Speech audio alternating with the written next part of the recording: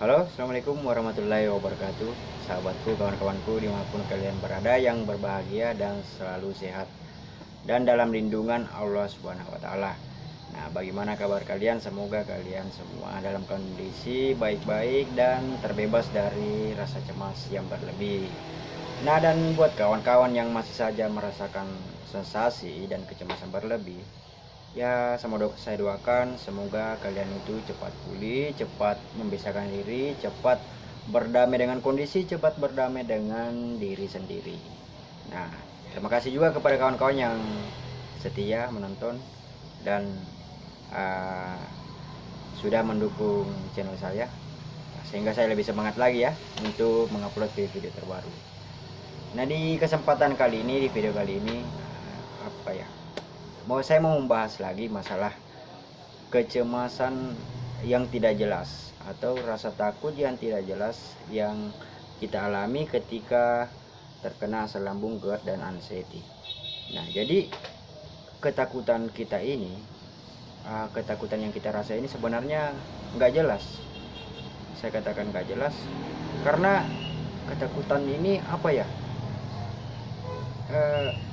nggak nyata, nggak kelihatan oleh mata, dan tidak yang hanya dibuat oleh pikiran kita. Diantaranya buat kawan-kawan yang pernah mengalami ini, tentu tahulah rasanya bagaimana. Takut mendengar suara ambulans, ya kan? Nah, mendengar suara ambulans ini suatu hal yang aneh bagi saya, karena suara ambulans saja membuat kita jadi takut. Otomatis kita langsung gemetar, keringat dingin, deg-degan. Ini serasa suara ambulans itu walaupun jauh terasa dekat juga, seolah-olah ambulans itu mau menjemput kita ya, seolah-olah itu adalah giliran kita untuk mati. Nah, kenapa? Karena adanya rasa trauma, rasa takut mati yang ada pada diri kita, sehingga hal-hal yang mengenai, yang berhubungan dengan suatu kematian atau hal-hal yang mengenai dengan kematian itu sangat mempengaruhi mental kita ya. Nah, ketika kita mendengar suara ambulans dari kejauhan, kita sudah mendengar, aduh mampus ya, seperti itu.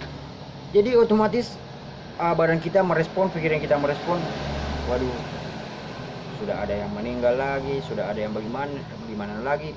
Apalagi ditambah sewaktu itu, waktu saya terkena ini, awal mula terkena ini, itu masih zaman-zaman keras-kerasnya pandemi ya. Ambulans di mana-mana, kiri kanan lalu lalang, hampir setiap saat, hampir 24 jam lah ambulans itu lalu lalang depan rumah. Aduh, cemasnya minta ampun, betul-betul ya Allah. Di situ betul-betul saya merasakan suatu kondisi yang dimana sepertinya diri saya itu bukan diri saya lagi. Jadi saya takut sesuatu yang berhubungan dengan kematian, tapi itu tidak nyata bagi diri kita dan pikiran saya. Jadi apa ya, ini aneh bin ajaib. Ketakutan suara ambulans saja itu, aduh ampun, minta ampun. Jadi di rumah aja, di kamar aja kita takut, gimana kalau kita keluar, ya kan? Pasti seperti itu. Akhirnya kita terkurung lah, bagaimana, di kamar sendiri. Jadi tempat yang aman itu cuma di rumah aja sewaktu itu, dan tempat yang aman yang lain itu cuma di rumah sakit. Ketika kita kumat, pasti pemikiran kita itu cuma dua, rumah dan rumah sakit. Jadi ketika mendengar hal-hal yang seperti itu, ambulans, kita itu langsung berpikiran, aduh, ini seperti giliran kita ya. Sepertinya sudah dekat giliran kita untuk mati. Jangan-jangan ambulans itu akan singgah di depan rumah saya, menjemput saya. Nah, seperti itu pemikiran kita, padahal nggak ada apa-apa sama sekali. Itu kan tugas mereka, membawa ambulans untuk mengantarkan orang yang sakit atau yang sudah meninggal. Jadi kita itu takut suatu hal yang nggak terjadi di depan mata, yaitu, aduh, pokoknya bagi yang merasakan pasti tahulah bagaimana. Jadi membuat betul-betul hidup kita hancur berantakan, sehancur-hancurnya, tidak tahu harus berbuat apa, dan tidak, semua kegiatan pekerjaan hancur, nggak ada yang selesai. Nah, apalagi ditambah dengan suara-suara dari masjid ya. Bukan bukan suara azan dan sebagainya, tetapi suara pengumuman berita duka. Aduh, sudah takut sama suara ambulans. Ini ditambah suara dari pengeras suara masjid berita duka. Itu apalagi kalau berita duka itu dekat benar dari rumah. Aduh, betul-betul. Jadi seolah-olah itu, waduh, si ini mati, tetangga ini mati, jaraknya cuma 2 rumah. Aduh, ini besok mungkin giliran saya, nanti mungkin giliran saya. Semakin cemas lagi, panik lagi, akhirnya ke UGD. Tapi waktu itu syukur alhamdulillah, ketika saya mendengar berita-berita seperti itu, saya nggak sampai panik attack. Cuman kalau cemasnya iya, takutnya itu nggak jelas, pokoknya ketakutannya itu seperti ya dari dalam pikiran lah. Itu tiba-tiba muncul saja dari pikiran kita, karena yang seperti saya pahami sekarang itu karena munculnya karena adanya rasa trauma ya, rasa trauma, rasa ingin mati yang pernah kita alami ketika panik attack, sehingga apapun itu berita-berita yang mengenai kematian tentu akan mempengaruhi psikis kita, pikiran kita. Jadi seperti ambulans tadi, suara pengumuman berita duka, apalagi ditambah dengan suara-suara burung hantu, ya kan? Karena hal-hal mistis seperti itu yang menurut orang katanya sih, ketika ada suara burung hantu di tengah malam itu katanya ada tanda orang yang akan meninggal dunia. Jadi ditambah susah tidur, mendengar suara burung hantu, betul-betul kita ini membuat kondisi kita itu betul-betul dalam kondisi yang tertekan mental ya. Betul-betul rasanya nggak enak, semua serba terbatas, tidur pun serasa takutnya itu karena kita berpikir bahwa pikiran itu muncul bahwa ketika saya tidur takutnya kita langsung keterusan mati, sampai-sampai ditemani sama ibu, pegang tangan ibu ya kan. Jadi tidur pun serasa takut karena takutnya ketika tidur akan keterusan mati, takutnya ketika tidur jantung tiba-tiba stop karena adanya trauma tadi itu, jantung yang berdebar-debar.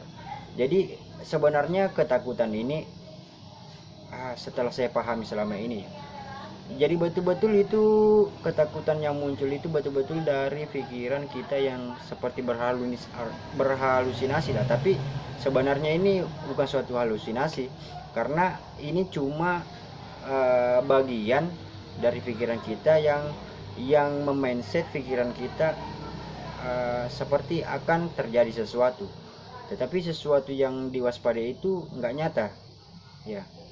Nah, sesuatu yang tidak nyata itu misalkan kita mau ke suatu tempat, misalkan mau ke sekolah, tapi kita sudah berpikir bahwa di sekolah itu akan terjadi gempa dan bangunannya akan menimpa saya.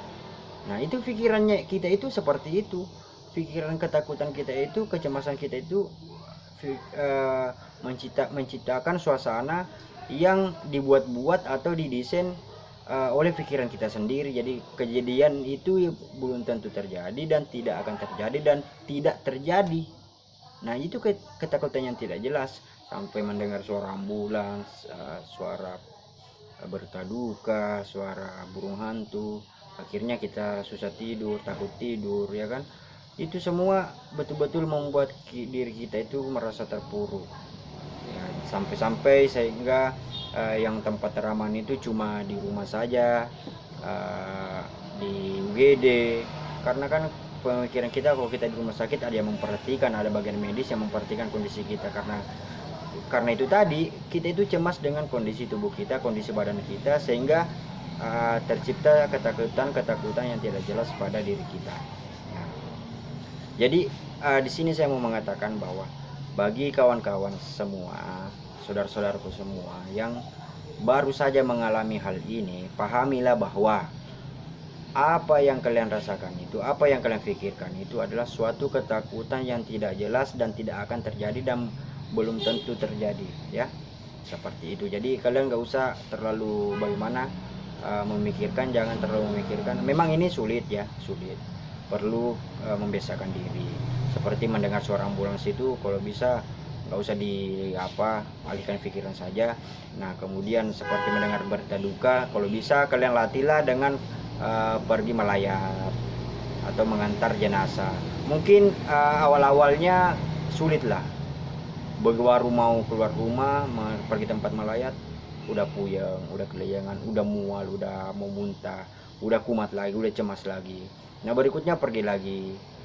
Akhirnya kebiasaan, akhirnya yang ketiga, keempat, pikiran kalian, mental kalian itu akan terlatih dengan sendirinya. Akhirnya rasa-rasa takut itu dengan berita kematian, berita duka, berita apapun, dan suara-suara ambulans, suara burung dan sebagainya itu akan hilang dengan sendirinya jika kalian melatih diri, melatih mental kalian, melatih pikiran kalian dengan pergi dengan melayat, misalkan pergi dengan menjenguk orang sakit misalkan, ataupun dengan melakukan hal-hal yang positif. Mungkin ketika kalian mendengar suara ambulans, berita pengumuman dan sebagainya, anggaplah itu satu hal yang positif pada diri kita, agar diri kita itu berbuat sesuatu yang lebih baik lagi ke depannya demi kita akan menuju ke sana. Karena pahamilah bahwa dalam kondisi apapun ya, kita sebagai manusia tentunya akan berakhir seperti itu.